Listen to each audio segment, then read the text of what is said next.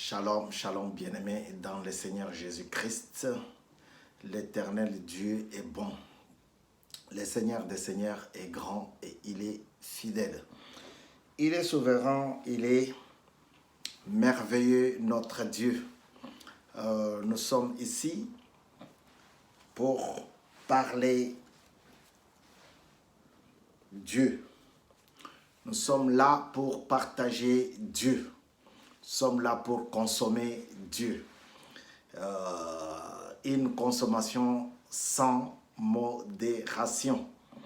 Donc, c'est ma façon de vous dire que nous sommes ici dans votre émission « Je lis pour toi ». Pourquoi je lis pour toi? Parce que j'estime, je m'imagine que tu es en train de faire un travail, une tâche, un service qui ne va pas te permettre de faire la lecture de Dieu, de la parole de Dieu au même moment. Voilà pourquoi je me permets de faire la lecture à ta place. Comme ça, tu travailles d'un côté et tu suis la parole de Dieu. Parce que notre objectif est de nous rapprocher toujours à Dieu. Il est écrit, priez sans cesse, lisez sans cesse, consommez Dieu sans cesse, partagez Dieu sans cesse. Alors, nous allons continuer notre lecture dans le livre du prophète Ésaïe. Ésaïe chapitre 5, 6, 7. Et nous verrons si les temps nous seront favorables. Nous allons lire la suite du 9e chapitre. 8e et 9e. Alors, je vous prie de suivre la lecture de la parole de Dieu. C'est votre serviteur Bavan Kasongo Badia. Vous êtes sur mon Koulou Télévision, une chaîne dont nous vous prions, si ce n'est pas encore fait, de faire votre abonnement. Comme ça, ensemble, nous allons bénir, nous allons élever, nous allons adorer, nous allons partager, nous allons parler, consommer l'Éternel Dieu Tout-Puissant. Sans plus tarder, je vais commencer la lecture dans le livre du prophète Ésaïe, la parole de Dieu inspirée à Ésaïe. Israël, vigne de l'Éternel. Je vais chanter à mon ami le cantique de mon bien-aimé sur sa vigne. Mon bien-aimé avait une vigne sur un coteau fertile. Il a remué son sol, enlevé les pierres et y a mis des plants de premier choix. Il a construit une tour au milieu d'elle et y a installé aussi un pressoir. Puis, il a espéré qu'elle produirait de bons raisins. Mais elle en a produit de mauvais. Et maintenant, habitants de Jérusalem et de Juda, je vous en prie, soyez juges entre ma vigne et moi. Qu'y avait-il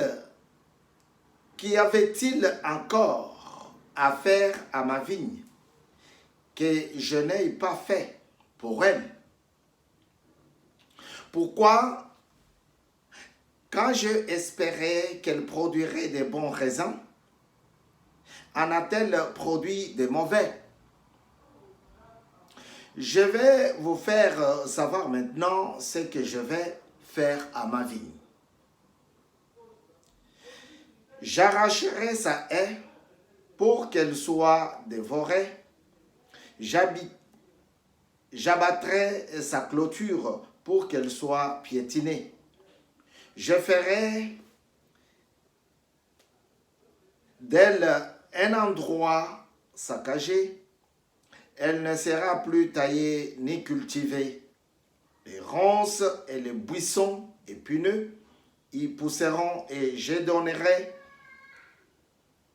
mes ordres aux nuages afin qu'ils ne laissent plus tomber la pluie sur elle.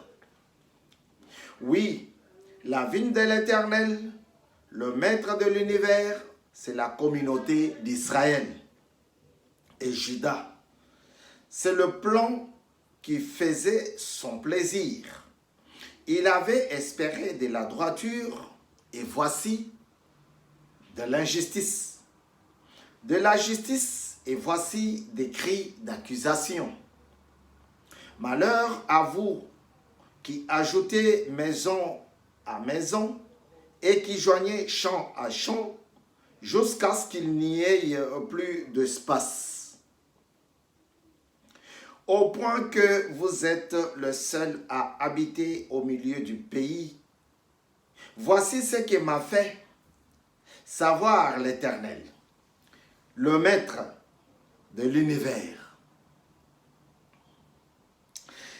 Certains, ces nombreuses maisons seront dévastées. Ces grandes et belles maisons n'auront plus d'habitants. Oui, 2 hectares de vignes ne produiront qu'un baril de vin et 10 mesures de semences n'en produiront qu'une. Malheur à ceux qui courent de bon matin après les boissons enivrantes et qui s'attardent le soir parce qu'ils sont échauffés par le vent. La harpe et le luth, le tambourin, la flûte et le vent animent leur banquet. Mais ils ne font pas attention à l'activité de l'Éternel et ne voient pas ce qu'il fait. Voilà pourquoi mon peuple sera soudain amené en exil. Son corps éliminé, son corps d'élite sera composé d'hommes affamés et sa population sera desséchée par la soif.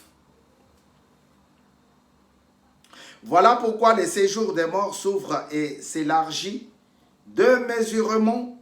La splendeur et la richesse des sillons y descendent, tout comme son joyeux tapage.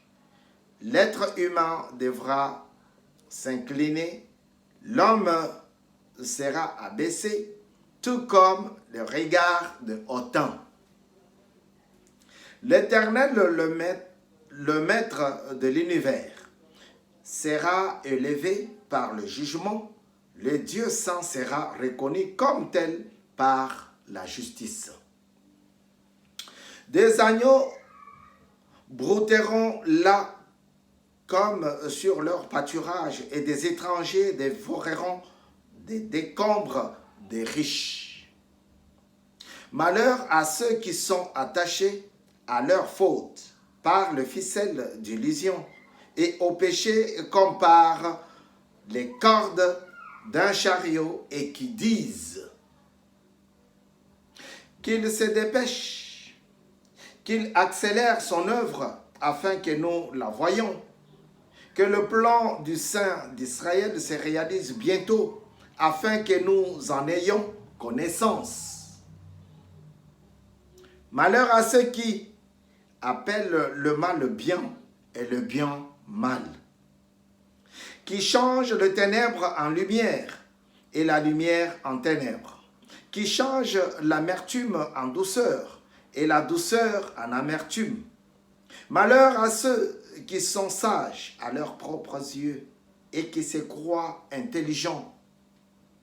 Malheur à ceux qui sont forts pour boire du vin et experts dans la préparation des liqueurs fortes, qui pour un pot de vin déclarent juste le coupable et refusent de rendre justice aux innocents.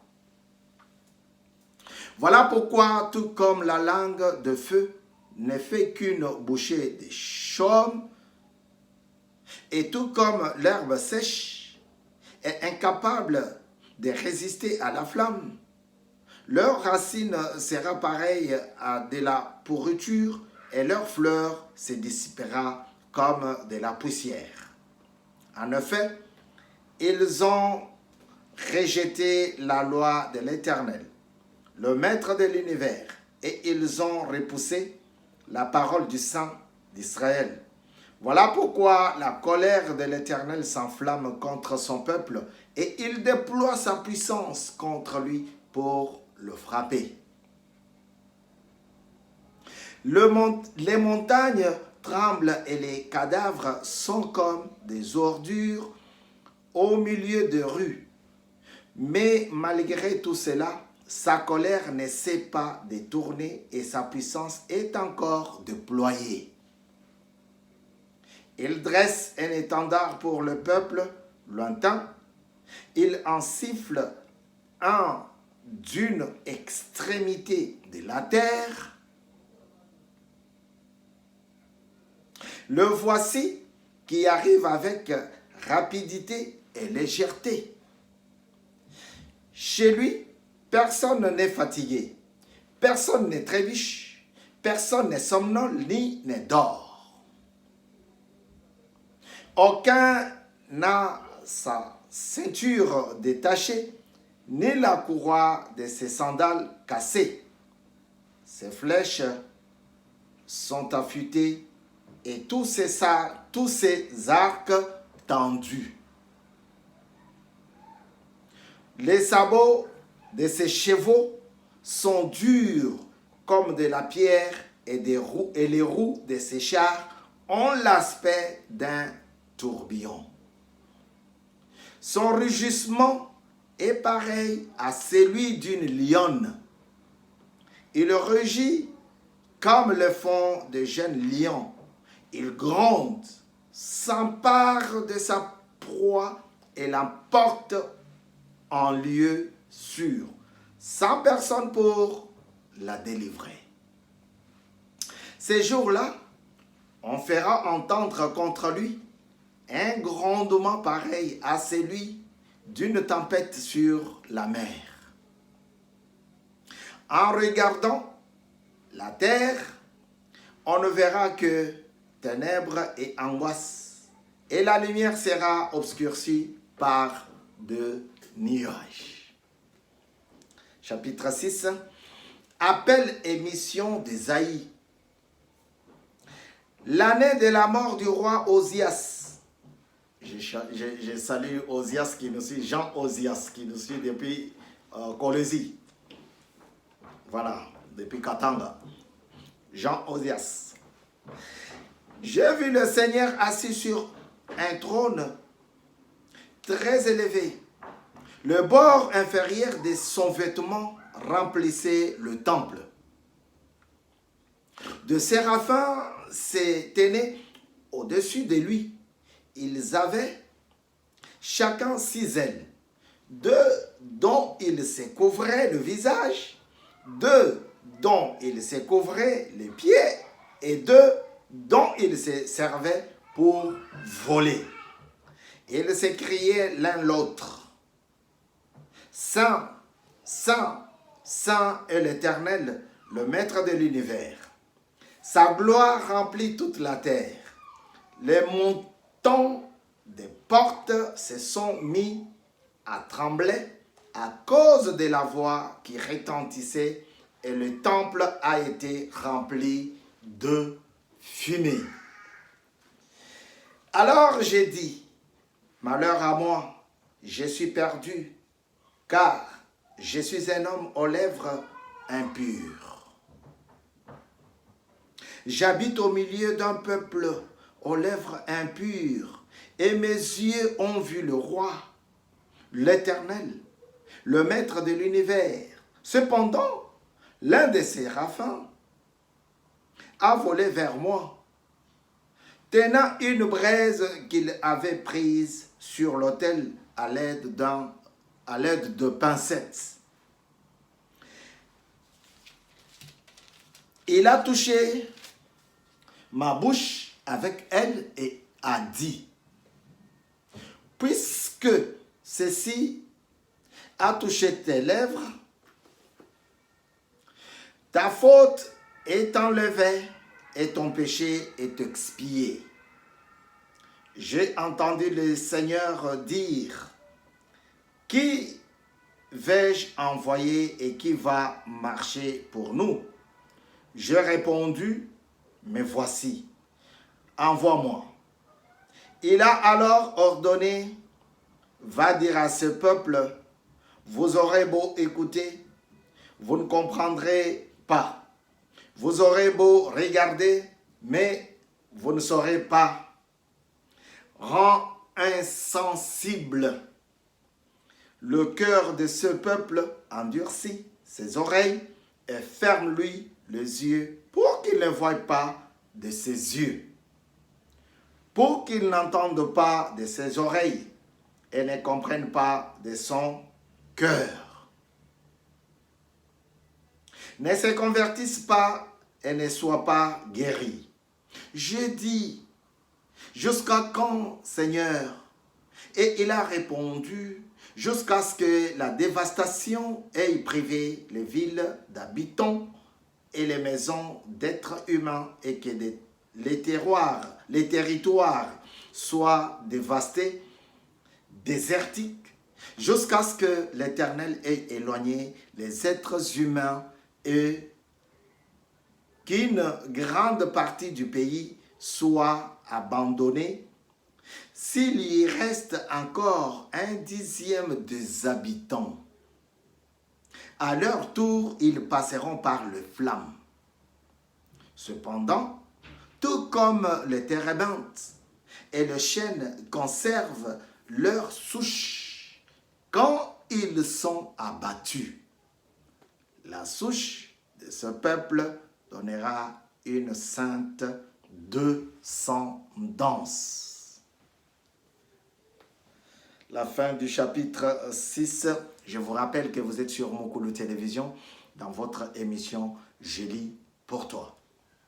Nous continuons avec le chapitre 7, le dernier de ces jours. Guerre contre Juda.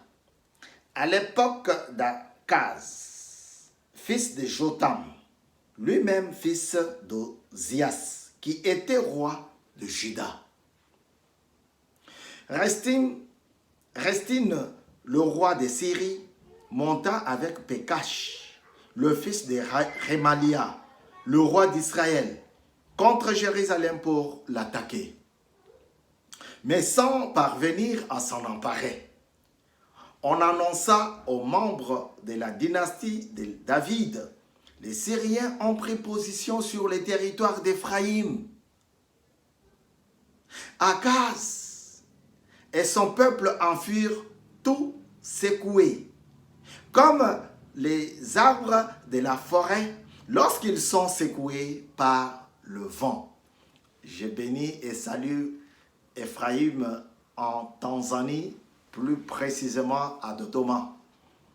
Éphraïm Mbouyi, c'est le fils de mon ami pasteur Jérémie Mbouyi, Germain. Jérémie, c'est pour les intimes. Mais son vrai prénom, c'est Germain. Alors, l'Éternel dit à Ésaïe, sors donc à la rencontre d'Akaz avec ton fils, Shear-Shashub. Au bout de l'aqueduc du réservoir supérieur, sur la route du champ du teinturier, tu lui diras, sois tranquille, n'aie pas peur et que ton cœur ne se trouble pas devant ces deux bouts de bois fumants. Devant la colère de Restine et de la Syrie ainsi que du fils de Rémalia, ne sois pas troublé parce que la Syrie a décidé de te faire du mal.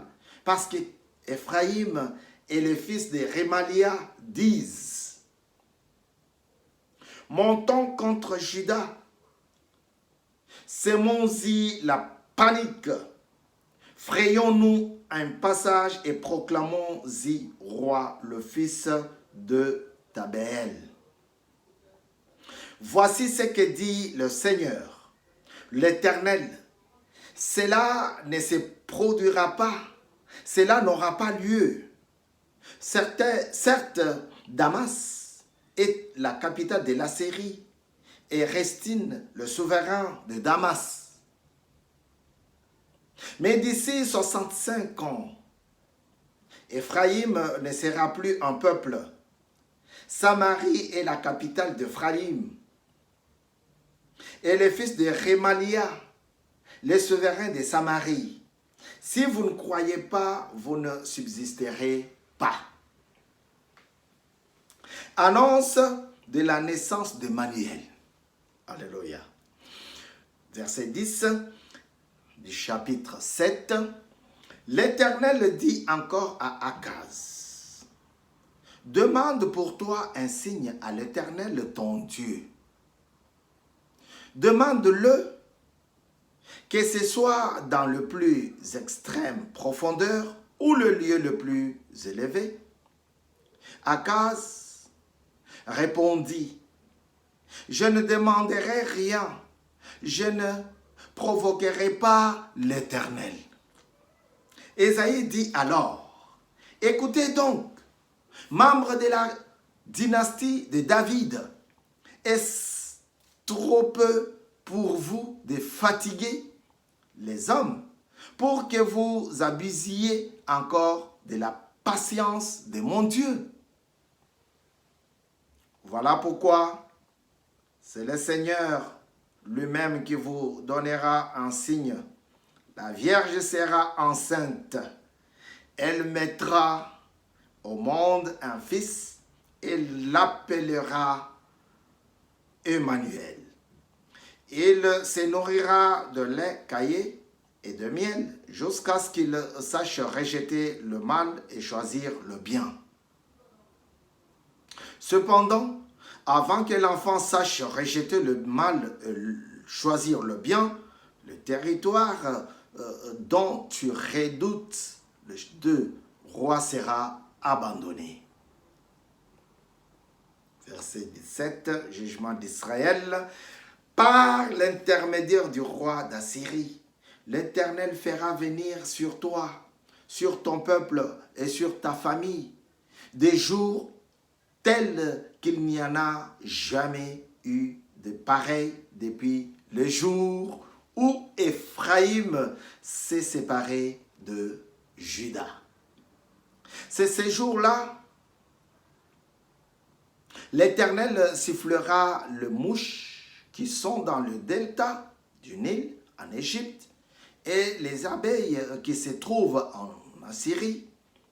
Elles viendront et se poseront toutes dans les pentes abruptes des torrents et les fentes de rochers, surtout les buissons et les pâturages. Ces jours-là, à l'aide d'un rasoir loué de l'autre côté de l'Euphrate, à l'aide du roi d'Assyrie, le Seigneur rasera la tête et les poils des jambes.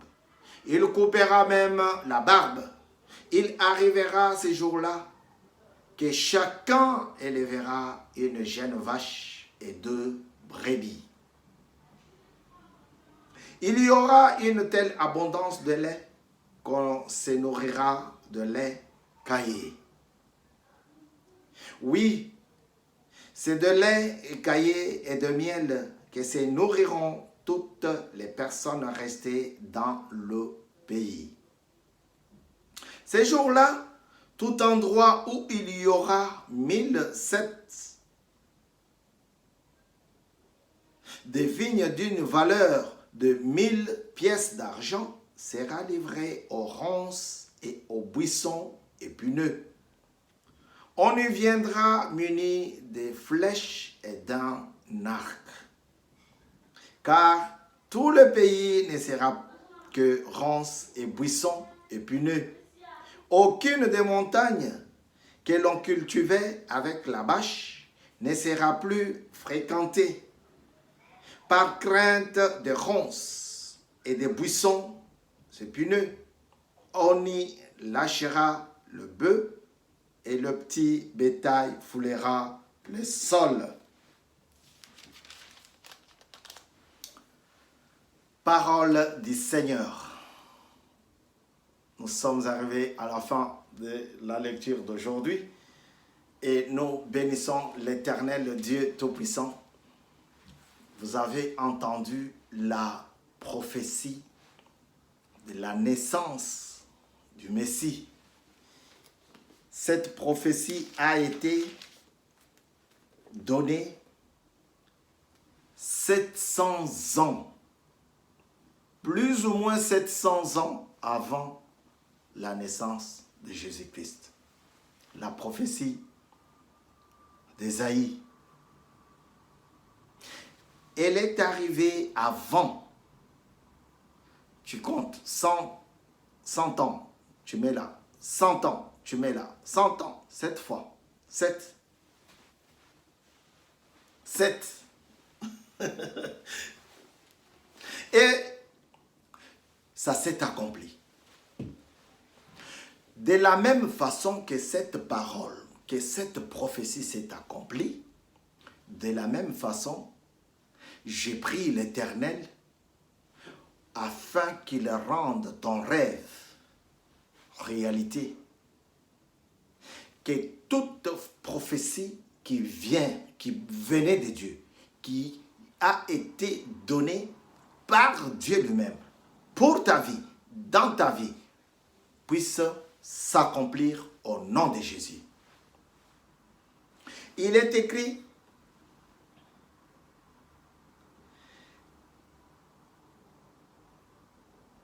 et voilà, c'est le Seigneur lui-même qui vous donnera un signe. La Vierge sera enceinte. Elle mettra au monde un fils et l'appellera Emmanuel. Ça, c'est le signe que Dieu lui-même donne. Que Dieu lui-même avait donné.